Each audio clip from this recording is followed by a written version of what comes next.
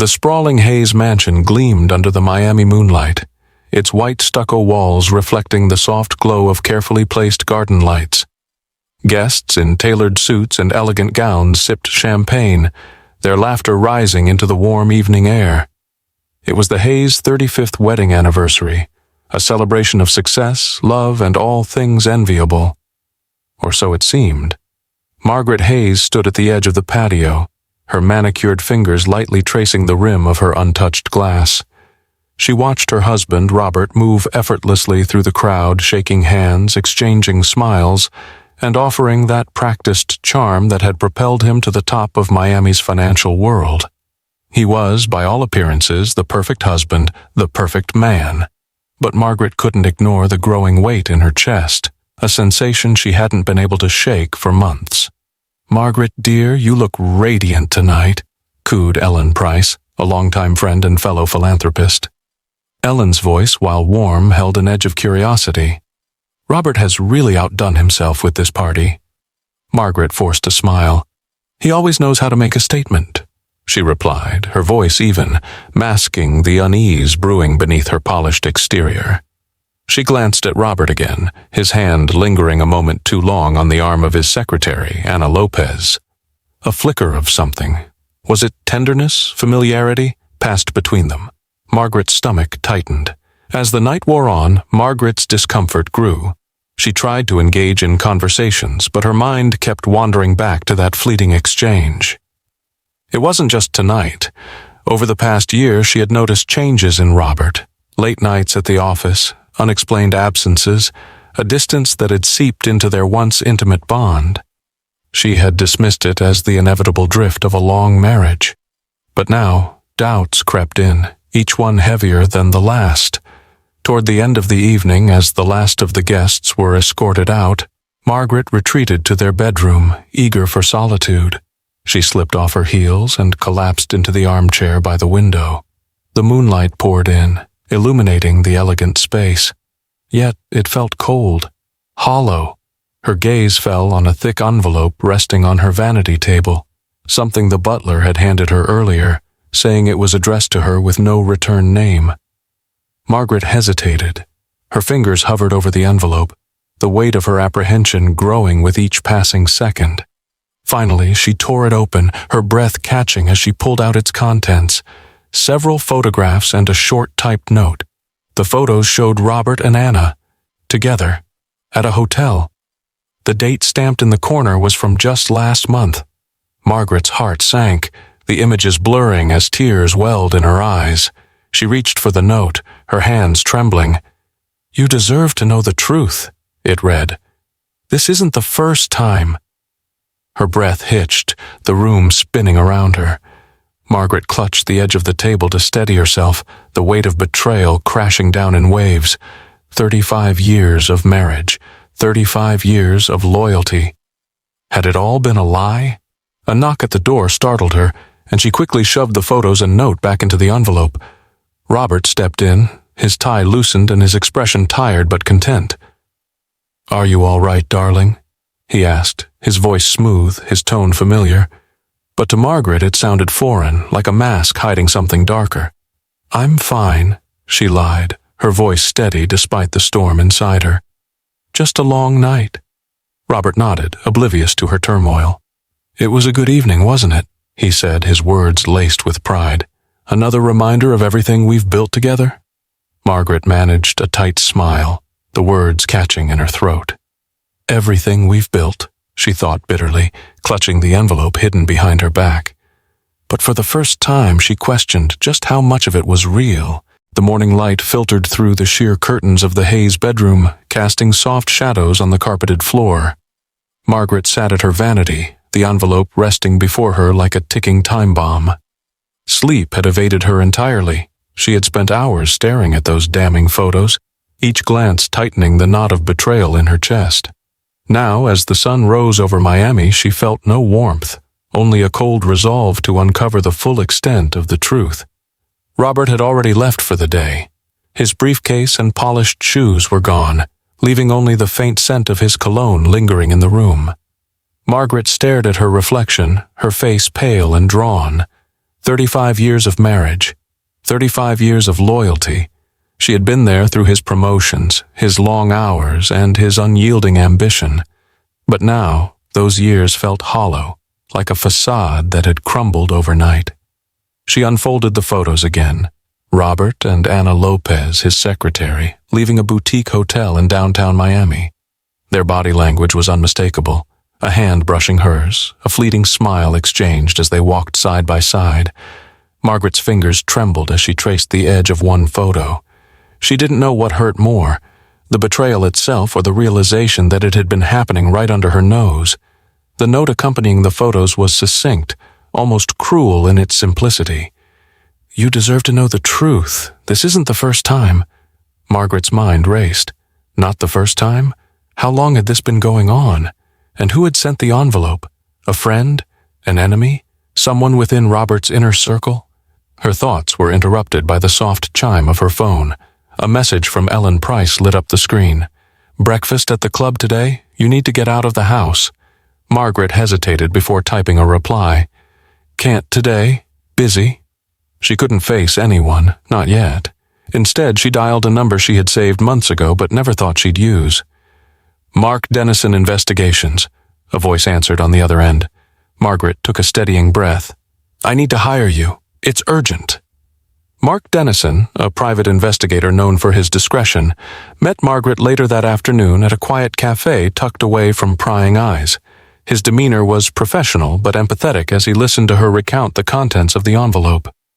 "I need to know everything," Margaret said firmly, sliding the photos and note across the table. "Where they go, what they do, how long this has been happening. I want the truth." Mark studied the materials, nodding slowly. "This isn't amateur work," he remarked. "Whoever sent you this knows what they're doing, but if there's more to uncover, I'll find it." As Margaret left the cafe, her heart was a storm of emotions, anger, sadness, and a grim determination to uncover the truth. She wasn't sure what Mark would find, but one thing was clear: this was only the beginning. Meanwhile, across town, Robert sat in his glass-walled office, his focus ostensibly on the spreadsheets before him.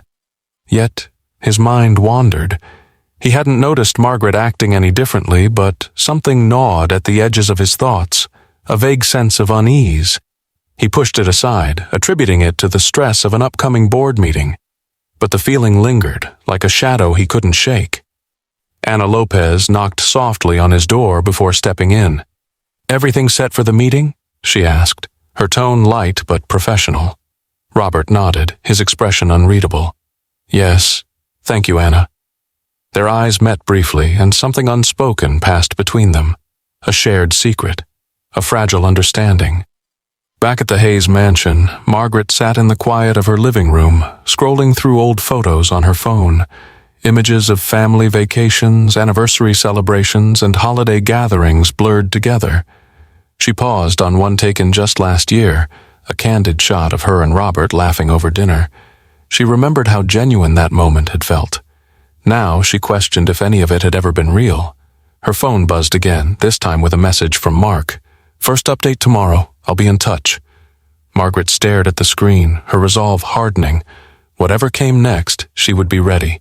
Margaret sat in the dimly lit study, staring blankly at the grandfather clock as its pendulum swung rhythmically.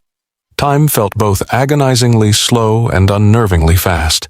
She clutched her phone tightly, waiting for Mark Dennison's promised update.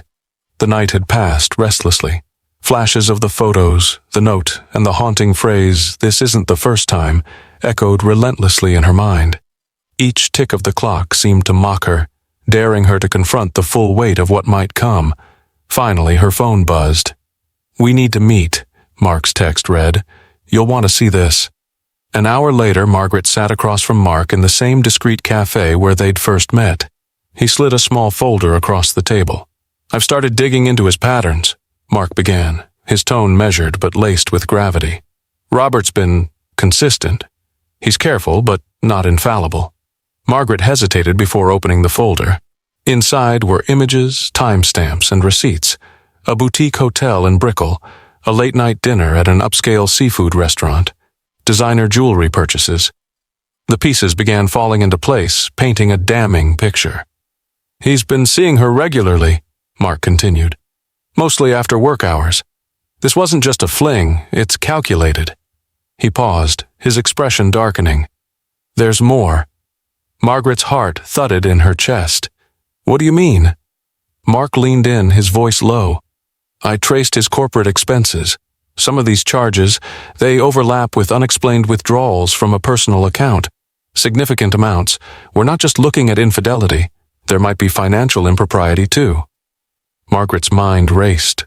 Robert, her husband of 3 decades, the man who prided himself on integrity and success, could also be a fraud. The betrayal cut deeper than she imagined. What do we do now? She asked, her voice trembling. We dig further, Mark replied. But be cautious. If he senses you know, he might try to cover his tracks. As Margaret returned home, the reality of her situation grew heavier.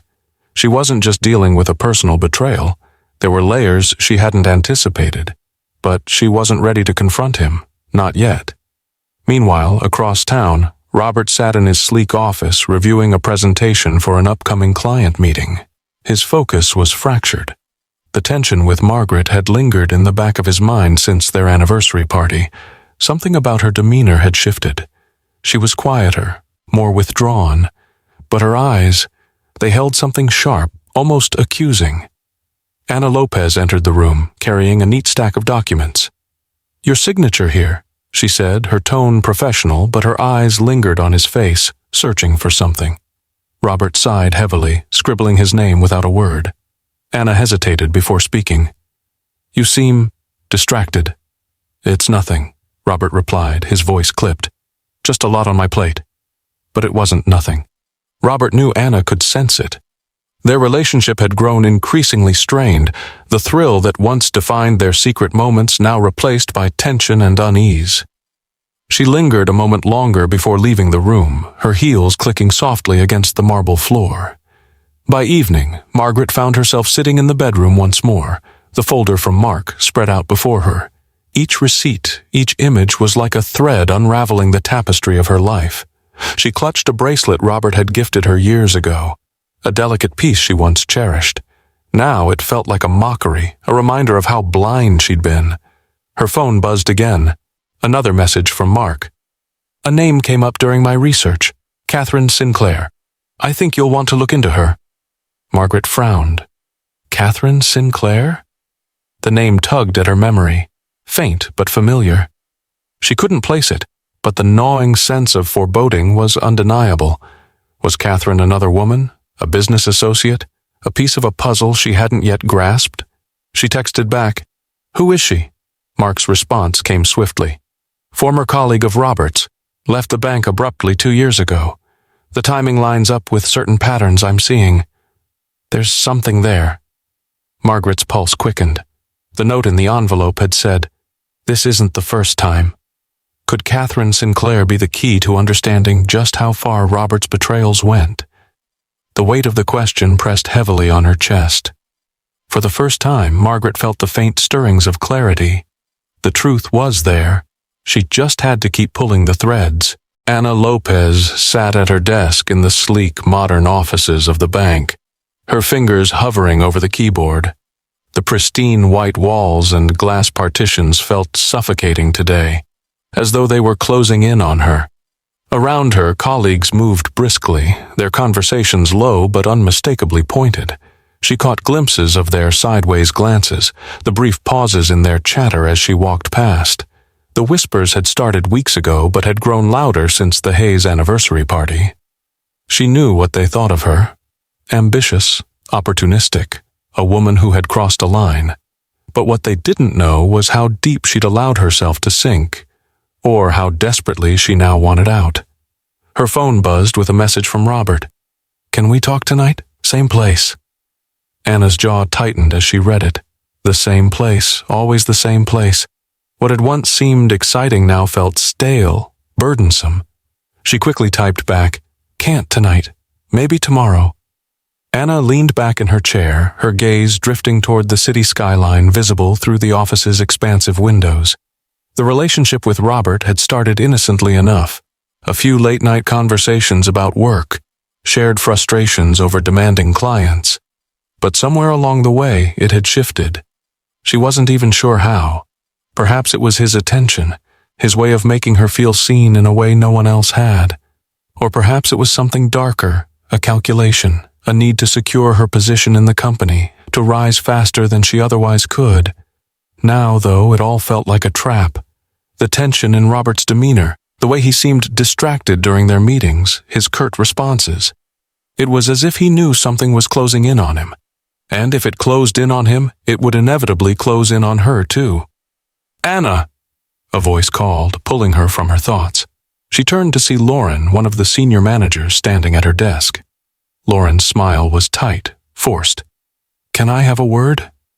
Anna followed Lauren into a glass-walled conference room, acutely aware of the eyes following them.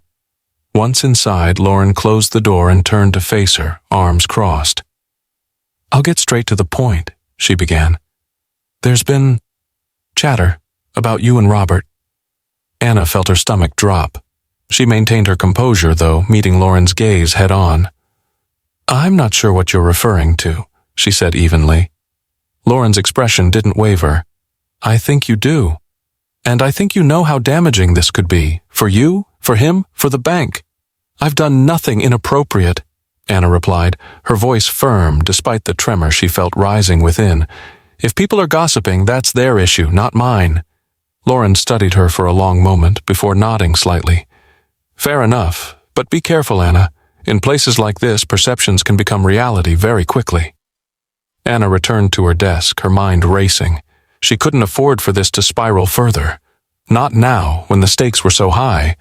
Her phone buzzed again, this time a message from an unknown number. "You're playing a dangerous game. Be smart." Her breath caught, her fingers tightening around the phone. Who had sent that? And how much did they know? That evening, Anna sat in her small apartment, the blinds drawn tightly shut. She scrolled through her phone, deleting messages and clearing her call history. She stared at the screen for a long time before opening a contact labeled Catherine. Her thumb hovered over the call button before she pressed it. "Anna?" The voice on the other end was familiar, tinged with surprise. "I need to talk," Anna said quickly. "About Robert, about everything." There was a pause before Catherine replied, her voice careful. "I've been waiting for this call." Anna's heart pounded as she gripped the phone tighter. Catherine Sinclair, the woman who had vanished from the bank 2 years ago, shrouded in rumors. If anyone could help her navigate this storm, it was Catherine. But Anna couldn't shake the feeling that in reaching out, she was crossing yet another line, one she might not be able to come back from. The air in the Hayes mansion felt heavier than usual, a quiet tension seeping into every corner of the grand home. Margaret sat at the edge of the bed, her hands clasped tightly in her lap. The folder Mark Dennison had delivered rested beside her, its damning contents a constant reminder of the storm about to unfold.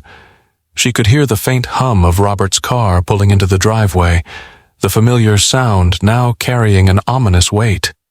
The front door opened, followed by the usual clink of keys on the marble table in the foyer. Robert's footsteps approached, steady and deliberate. When he entered the room, Margaret looked up, her face calm but her eyes piercing. Robert stopped, sensing the shift in the atmosphere immediately. "Long day?" Margaret's voice was measured, devoid of warmth.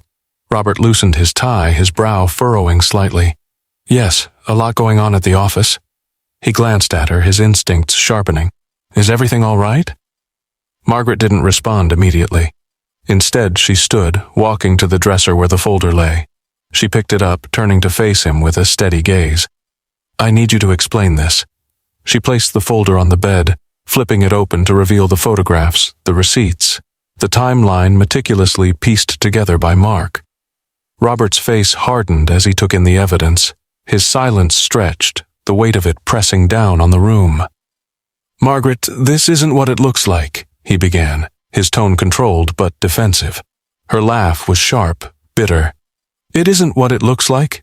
Then what is it, Robert? Late nights at hotels? Jewelry I've never seen? Dinners for two at places I've never been? Tell me what it is." Robert took a step forward, his hands raised as if to calm her. "Listen, you're jumping to conclusions." "Don't you dare!" Margaret interrupted, her voice rising. Don't you dare insult me by pretending I don't see what's right in front of me." He sighed heavily, his shoulders slumping. "It was a mistake," he admitted finally. "A lapse in judgment. It didn't mean anything." Margaret's eyes burned with tears, but she refused to let them fall. "It didn't mean anything? 35 years of marriage, and this is how you repay me, with nothing?" Robert moved to sit on the edge of the bed, his face in his hands. "I don't know what you want me to say, Margaret. I'm sorry. It was wrong, and I regret it." She stared at him, her anger simmering beneath the surface. "I want you to tell me the truth, Robert. Not just about this, about everything. Because this," she gestured to the folder, her voice breaking slightly, "this isn't the first time, is it?" His head snapped up, his expression a mixture of surprise and apprehension. "What are you talking about?" Margaret stepped closer, her voice low and trembling. "Catherine Sinclair, what happened with her?" The color drained from Robert's face. He opened his mouth to speak, but no words came. Margaret's heart clenched at his silence, an answer in itself. "You thought I wouldn't find out?" she continued, her tone sharper now. "You thought you could keep burying your lies, one after another, and I'd just go along with it?" "Margaret, that was a long time ago," he said finally, his voice barely above a whisper. "It wasn't serious." Her laugh this time was hollow, echoing painfully in the room. "Not serious. Nothing ever is with you, is it? You build this perfect life, this image of success and stability, and underneath it, you're just hollow." Robert stood abruptly, his expression shifting to one of frustration. "I've worked my entire life for this family, for us. Don't you dare question my commitment." "Your commitment?" Margaret shot back, her voice rising. "To what? Yourself? Your ego? Because it's certainly not to me or to this marriage." The silence that followed was deafening. Robert stared at her, his jaw tight, his eyes unreadable. Margaret felt the weight of the years between them, the love that had once been so vibrant now reduced to ashes. Finally, she spoke, her voice steadier than she felt. "I want a divorce." Robert's expression didn't change, but his silence spoke volumes. Without another word, Margaret turned and left the room, her steps firm, her resolve unshakable. Behind her, Robert sat back down on the bed, his head in his hands, the folder still open beside him. The perfect life he had built was crumbling, and for the first time, he wasn't sure how to stop it. The morning air in Miami felt heavy, as though it carried the weight of the brewing storm.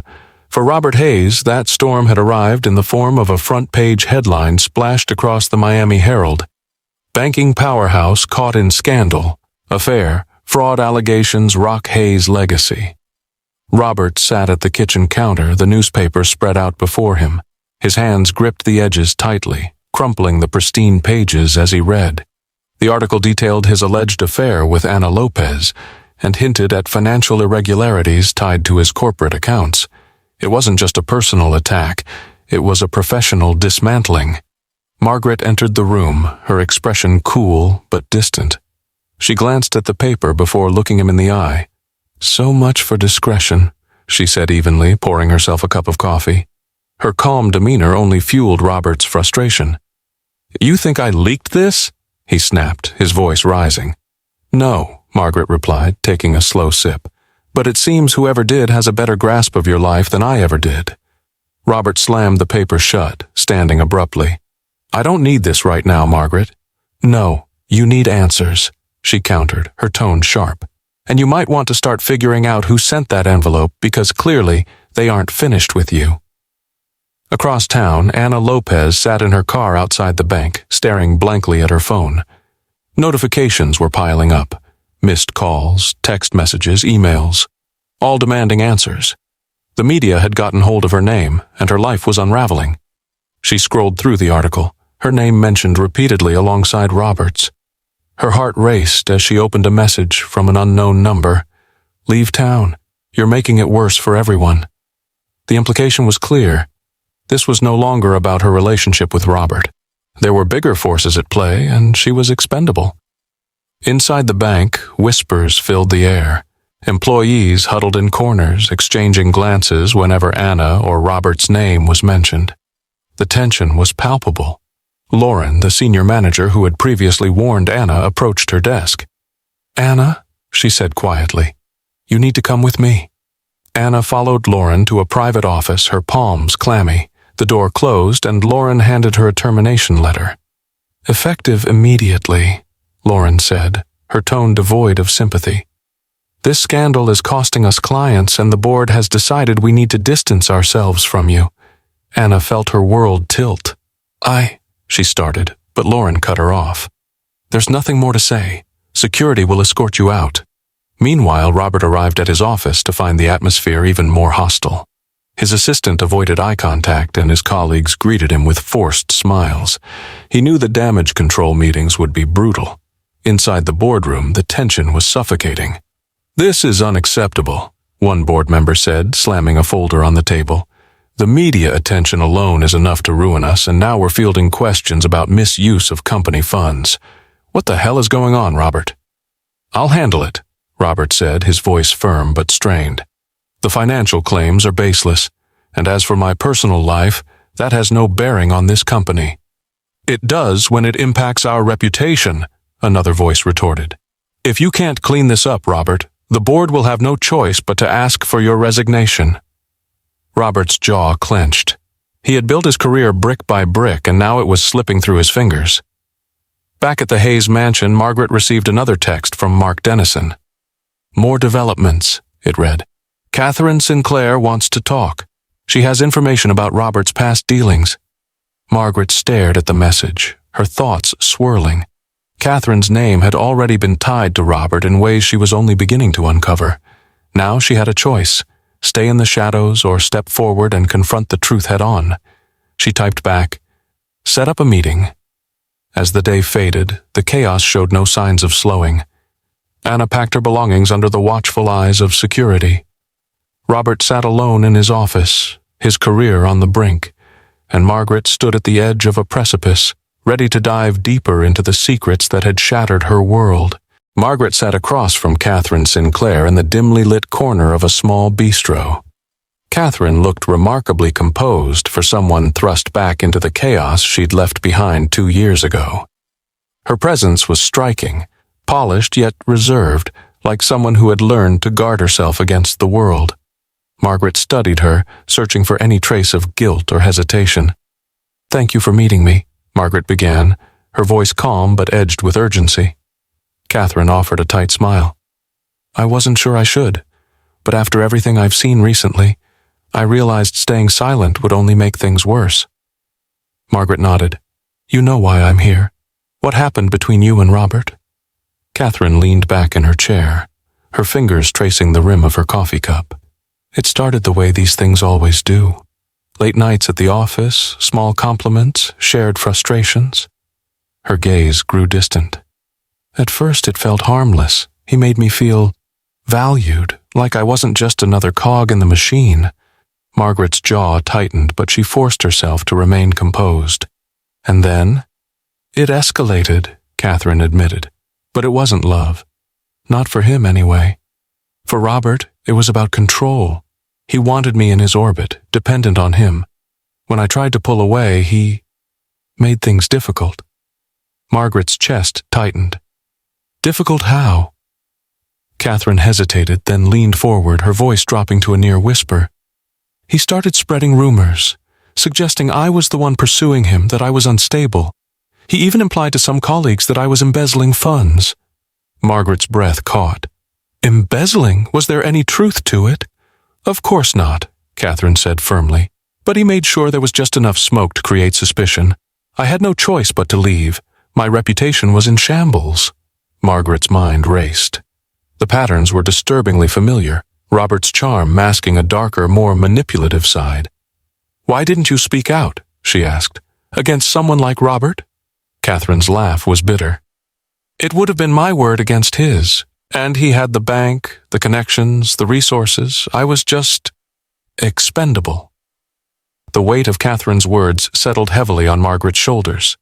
This wasn't just about an affair. It was a pattern, a calculated system of deceit and exploitation.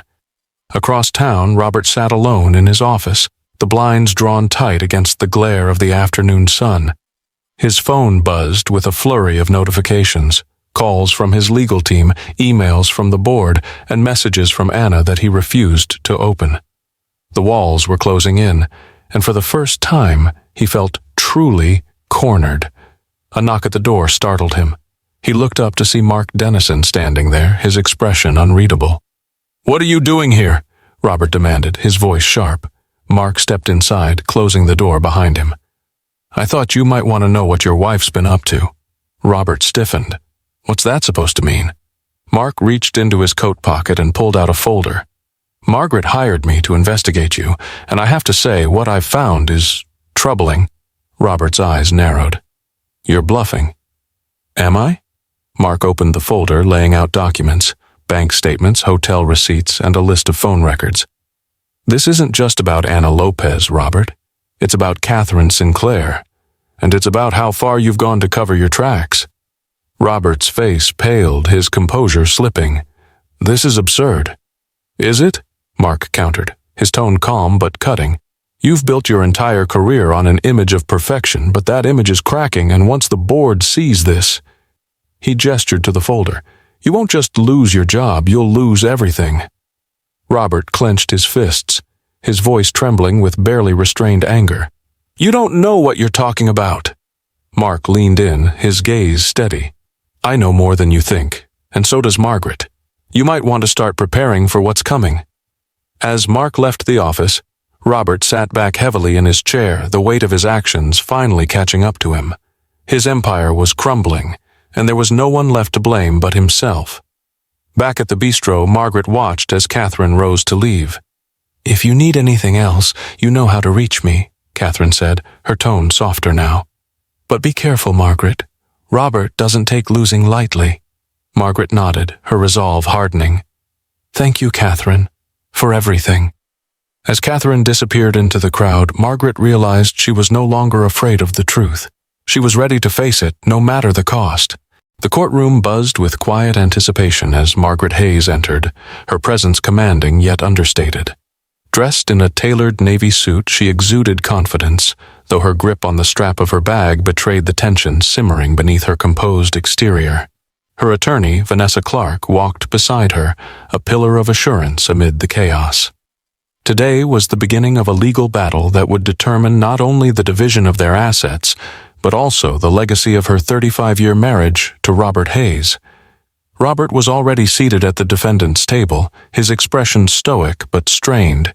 He avoided Margaret's gaze, his focus trained on the stack of documents in front of him. His attorney leaned in, whispering something, but Robert gave no response. To the outside world, he was still the powerful banker, calculated, unflinching, but Margaret could see the cracks in his armor. The judge entered, and the room fell silent. The proceedings began with the usual formalities before diving into the heart of the matter, the financial entanglements that had come to light in recent weeks. Margaret sat motionless as Vanessa presented the evidence, records of Robert's undisclosed accounts, transactions tied to Anna Lopez, and even funds transferred under Catherine Sinclair's name during her tenure at the bank. The courtroom gasped as Vanessa laid out the timeline. "These funds were diverted over the course of 5 years, totaling over 6 figures, she said, her voice steady but sharp. Mr. Hayes used these accounts not only to conceal his personal expenditures, but also to manipulate colleagues and maintain control over those who opposed him. Robert's attorney rose to object, claiming the accusations were speculative, but the judge allowed the evidence to stand. Robert clenched his jaw, his hands gripping the edge of the table. Margaret watched him, her emotions a tumultuous mix of vindication and sorrow. The man she had loved for decades was a stranger now, his actions casting a shadow over everything they had built together. Then came the moment Margaret had both dreaded and anticipated. Anna Lopez was called to the stand. Anna entered hesitantly, her appearance subdued compared to the polished image she had maintained during her time at the bank. She avoided Robert's eyes as she took her oath, her hands clasped tightly in her lap. Vanessa approached her with a calm but firm demeanor. "Miss Lopez," Vanessa began, "can you confirm your relationship with Mr. Hayes?" Anna hesitated, her voice barely audible. "Yes, we were involved. And during that time, Were you aware of any financial activities conducted by Mr. Hayes that were outside the bounds of professional protocol? Anna's eyes flicked toward Robert, who stared at her with an intensity that could have melted steel. She swallowed hard before speaking. He used company funds for personal expenses. He said it was temporary, that he'd cover it before anyone noticed. Did you benefit from these transactions? Vanessa pressed. Anna nodded reluctantly. He bought things for me, jewelry, trips. I didn't ask for it, but I accepted it. The courtroom murmured, the whispers rising like an incoming tide. Margaret closed her eyes, each word cutting deeper than the last. She had expected the betrayal, but hearing it laid bare in such stark detail was something else entirely. When Anna stepped down, Robert finally looked at Margaret. His expression was unreadable, but there was something in his eyes. A flicker of regret, or perhaps just the realization that he had lost. Margaret met his gaze, unflinching, before turning back to the judge. The proceedings continued, each argument and counter-argument chipping away at the facade Robert had carefully constructed. By the end of the day, the judge made it clear. Margaret would receive half of their shared assets, including the mansion, a substantial portion of Robert's retirement funds, and additional reparations for the emotional distress caused by his actions. As the judge adjourned, Margaret stood, her legs trembling slightly but her resolve intact. She glanced at Robert one last time. He looked smaller now, diminished by the weight of his choices. Outside the courthouse, reporters swarmed, their cameras flashing as questions were hurled in every direction. Margaret ignored them, her focus on Vanessa, who guided her to a waiting car. As the door closed behind her, Margaret exhaled deeply. The legal storm had passed, but the aftermath was just beginning. The once grand Hayes mansion now loomed like a hollow shell. The ornate chandeliers, the polished marble floors, and the meticulously landscaped gardens stood as remnants of a life that no longer belonged to Robert Hayes. He now resided in a modest condominium on the outskirts of Miami, a far cry from the estate he had once called home. Robert sat alone at the small dining table, a half-empty glass of whiskey in his hand. The room was silent, save for the faint hum of the refrigerator. He glanced at the stack of unopened letters on the counter, bills, legal notices, and an invitation to a former colleague's retirement party. He ignored them all. His world had shrunk to this: 4 walls, regret, and the distant echoes of a life he had built and destroyed. He opened his laptop, a habit he couldn't seem to break. Every search brought him back to the same results: articles dissecting his downfall, think pieces on corporate ethics, and headlines that still bore his name. Robert Hayes, from banking titan to scandalized pariah. His name, once synonymous with success, was now a cautionary tale. The knock at the door startled him. He hesitated before opening it to find his former assistant, Michael, standing awkwardly with a folder in hand. "I thought you'd want these," Michael said, handing over the folder. It contained old financial reports and meeting notes, useless now, but a reminder of the empire Robert had once commanded. "How are you holding up?" Robert forced a weak smile. "As well as one could expect." Michael lingered for a moment before nodding. "If you ever need anything, let me know." After Michael left, Robert stared at the folder, the weight of it in his hands symbolic of everything he had lost. He sat back down, his gaze distant. He had thought he was untouchable. He had thought his charm, his power, and his money could shield him. But now, stripped of it all, he was left with the raw truth. His choices had led him here. Across town, Margaret's life had taken on a new rhythm. She stood on the balcony of her new home, a smaller, cozier space that felt more like a sanctuary than the mansion ever had. The sunset painted the Miami skyline in hues of gold and pink as she sipped her tea, her thoughts calm for the first time in months. The scandal had been harrowing, but it had also been liberating. She had found herself in the midst of the chaos, rediscovered the strength she thought she had lost in the shadow of her marriage. Her days were now filled with purpose. She had joined a local nonprofit, using her experience to help women navigate complex divorce and financial independence. It was fulfilling in a way she hadn't anticipated. At a gala for the nonprofit, Margaret was approached by a young woman who introduced herself nervously. "Mrs. Hayes," she began, "I just wanted to say, your story gave me the courage to leave a toxic relationship. Thank you." Margaret smiled warmly, her heart swelling. "You're stronger than you think," she said, placing a reassuring hand on the woman's shoulder. "Never forget that." As the evening progressed, Margaret found herself surrounded by laughter, genuine conversations, and a sense of belonging. For the first time in years, she felt free, not just from Robert's betrayal, but from the weight of pretending to live a perfect life. Back in his condo, Robert poured another drink, the amber liquid catching the light as he swirled it in the glass.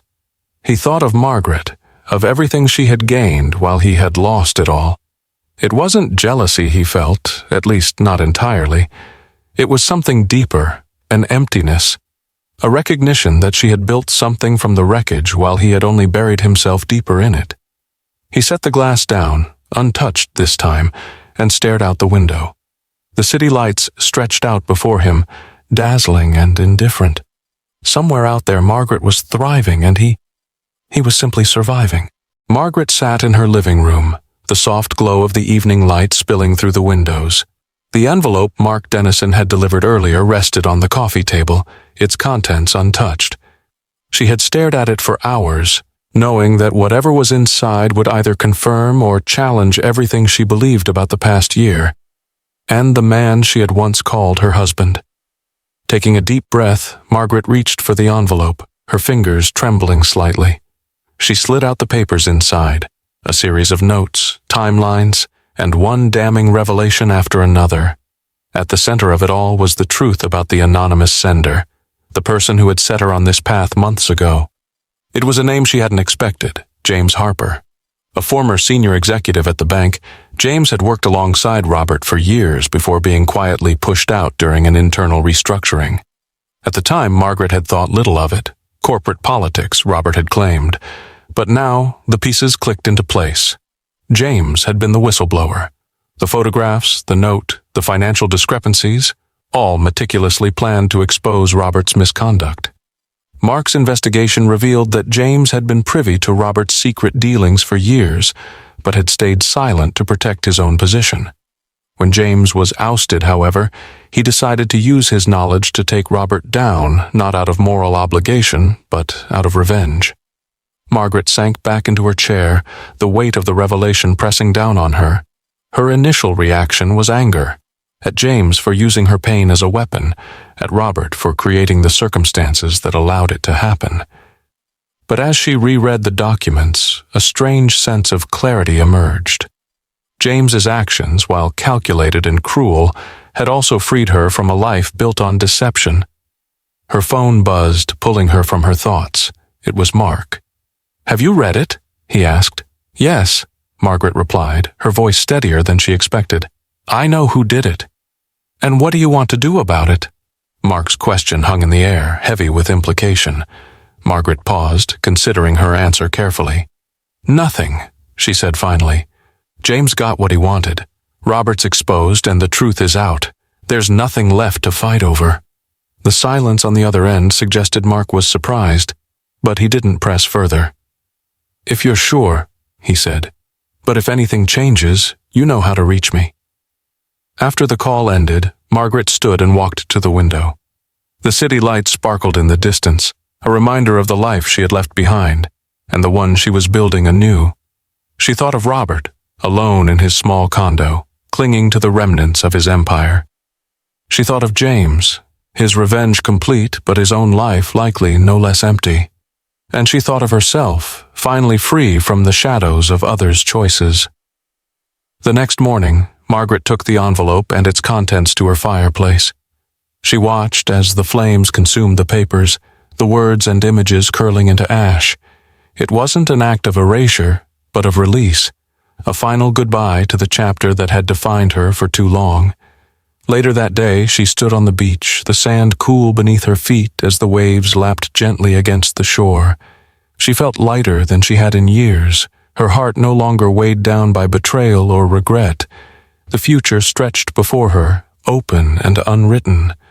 As the sun dipped below the horizon, Margaret whispered to herself, her voice barely audible over the sound of the waves.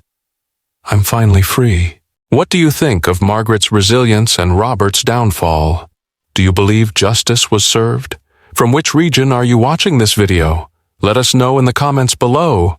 Don't forget to like, share, and subscribe for more real-life stories like this one. See you in the next video.